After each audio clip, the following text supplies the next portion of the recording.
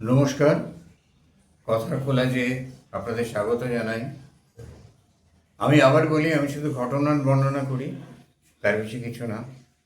আমার ইতিহাসের প্রতি আমার দায়বদ্ধতা, ঘটনা যেটা ঘটেছে সেটাই বলি।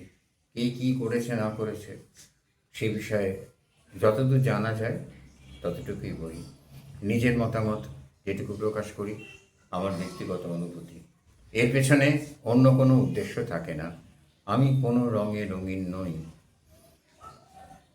একটা ঘটনা ঘটেছিল কলকাতা শহরে বালিগঞ্জের মতো জায়গায়। বালিগঞ্জ সব থেকে শান্তিপূর্ণ জায়গা, কোনোদিন ভোটে বালিগঞ্জে গণ্ডগোল হতে দেখিনি। সেই বালিগঞ্জের মতো জায়গায় 1982 সালের 30শে এপ্রিল বিজন সেতু ওপরে একজন সন্ন্যাসিনী সহ 16 জন সন্ন্যাসী, আনন্দমার্গী সন্ন্যাসী, তারা গণরোষের মুখে পড়েন এবং বিপুলভাবে তাদের ক্ষতিগ্রস্ত হন।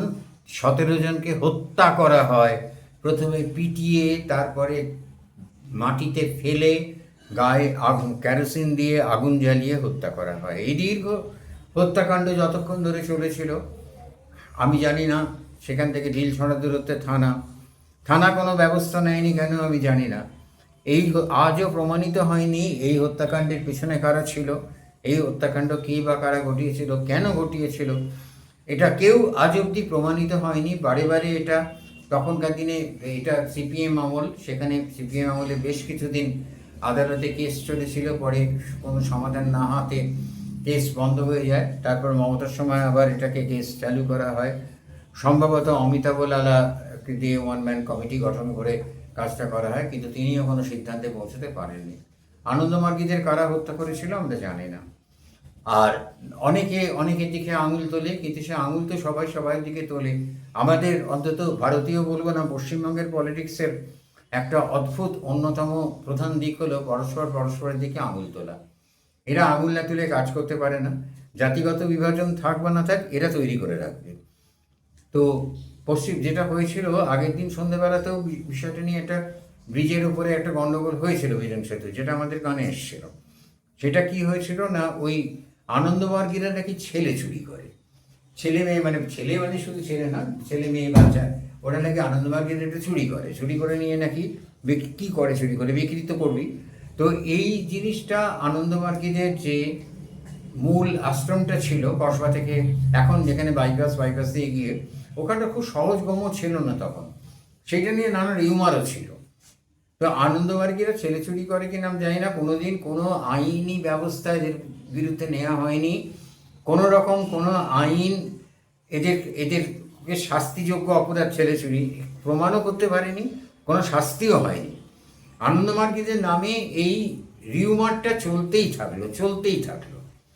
তার কি পরিণতি হলো, তারপরে ওই যেদিন ঘটনা ঘটে 30শে এপ্রিল, তার আগের দিন সন্ধ্যাবেলা 29 তারিখ সন্ধ্যাবেলা বিজন সেতুর ওপরে কিছু একটা গণ্ডগোল হয়েছিল। সেখানে আনন্দমার্গীদের ছেলে পাওয়া গেছে তাদের গাড়িতে, এরকম একটা রিউমার, চিৎকার চেঁচামেচি সব হয়। সত্যি ছেলে কোথাও কিছু পাওয়াটা গেছিলো কিনা, এই নিয়ে কোনো ফলো আপ হয়নি, কোনো ফলো আপ নিউজও আমরা পাইনি, আর থানা পুলিশ কোনো কিছু বলেনি।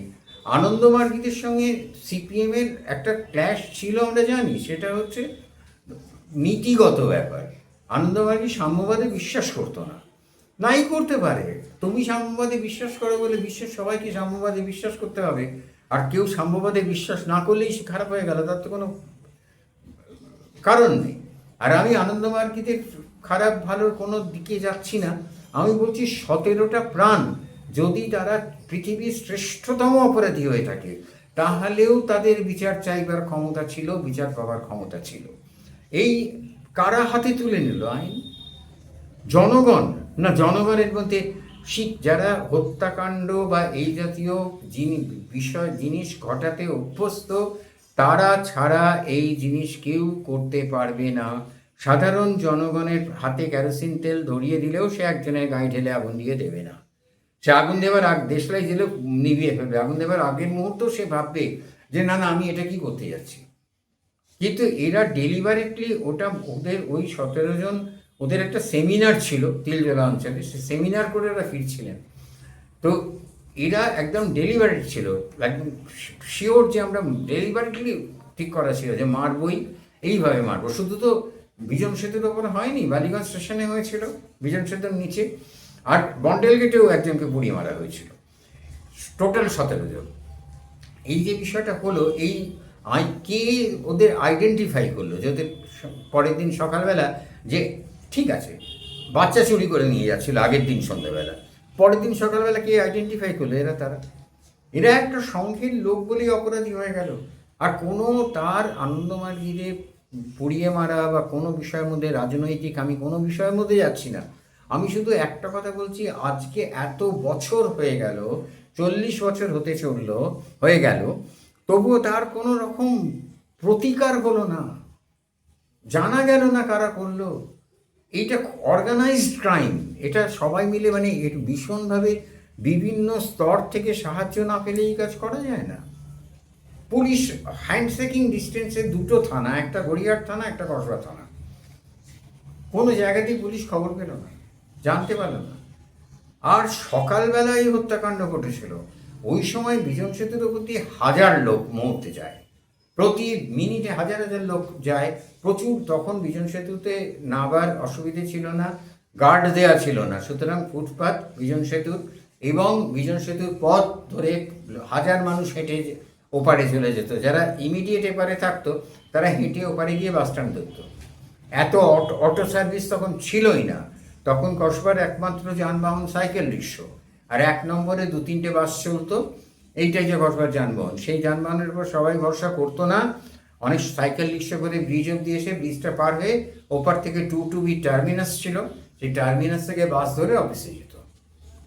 তো সেই কোনো মানুষগুলো, এতই বিপুল জনসংখ্যার মানুষ, তাদের কারুর চোখে পড়লো না একটা লোককে শুয়ে আগুন ধরিয়ে দিচ্ছে।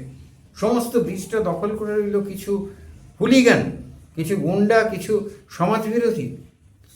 বলতে বাধ্য হচ্ছি এই শব্দগুলো। তাছাড়া এই অদ্ভুত অমানসিক নারকীয় হত্যাকাণ্ডের মানসিকতা কারুর হয় না, এই নারকীয় হত্যাকাণ্ডের মানসিকতা কারুর হয় না। তারা অবশ্যই এদের উপর একদম মানে তাদেরকে কিছু একটা এমন প্রাপ্তি ছিল এই গুন্ডা বাহিনীর, যে যার জন্য তারা এই 17 জন মানুষ, তো তারা তো মরার সময় আর্তনাদ করেছে, চিৎকার করেছে, বাঁচতে চেয়েছে, তাদের কথা কেউ শুনেনি। হতে পারে তারা ভিন্ন মতাবলম্বী ছিল, আর ভিন্ন মতাবলম্বী বলেই তার বাঁচার অধিকার নেই, এটা কি কথা? হ্যাঁ, স্বীকার করেছে রাজনৈতিক দল যে তারা ভিন্ন মতাবলম্বী ছিল, তারাও স্বীকার করেছে আমরা ভিন্ন মতাবলম্বী, হতে পারে, তা মানুষ তো অন্য মত রাখতেই পারে। কিন্তু এই যে অদ্ভুত একটা কাণ্ড ঘটে গেল, আজকে এত বছর হয়ে গেল, এইটা আমাদের চোখে দেখা বলা যেতে পারে। আমরা ওই কাছাকাছি অঞ্চলে থাকতাম এবং সমস্ত বিষয়টা আমরা দেখতে পাই। আমরা তারপরে বিজন সেতুর উপর এই ঘটনা ঘটে যাওয়ার পর বিজন সেতু পুলিশ কর্ডন করে আটকানো হয়নি, কিচ্ছু করা হয়নি। বিজন সেতুর উপর দিয়ে লোক হেঁটে তারপরে পার হচ্ছে, এইখানে ওখানে চুলের তাল উড়ে বেড়াচ্ছে, পোড়া চুল, পোড়া কাপড়ের টুকরো, কোনো ভ্রুক্ষেপ নেই, মানুষ হেঁটে পার হয়ে যাচ্ছে, কোনো পুলিশ কর্ডন নেই, কিচ্ছু নেই, প্রমাণ সরবরাহ। কেন জানি না, আজ অবধি এই হত্যাকাণ্ডের কোনো সমাধান হয়নি। যেরকম বরানগর কাশীপুর গণহত্যা কারা করেছিল সমাধান হয়নি, পুলিশ তদন্ত করেছে 2বার, আবার কাশীপুর বরানগর গণহত্যা আবার তদন্ত ওপেন হয়েছে তৃণমূল আমলে, আবার চাপা পড়ে গেছে।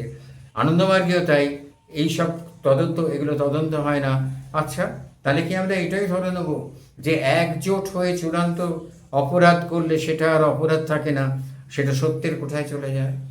একজোট হয়ে মানুষ অপরাধ করতেই পারে, গণরোষ বলে দিলেই মিটে যাবে? আনন্দমার্গীদের ওপর কিসের গণরোষ ছিল ওই কাশীপুর দমদমার ছেলেগুলোর ওপরে, যাদের ঘর বাড়ি থেকে টেনে এনে হত্যা করা হলো?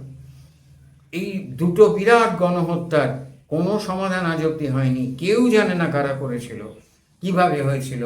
নানা রকম ফিসফাস চলে, নানা রকম গুঞ্জন চলে ভেতরে, কিন্তু তার তো কোনো মূল্য নেই আইনের শিলমোহর না পড়লে। আজকে এখানেই থামি। নমস্কার।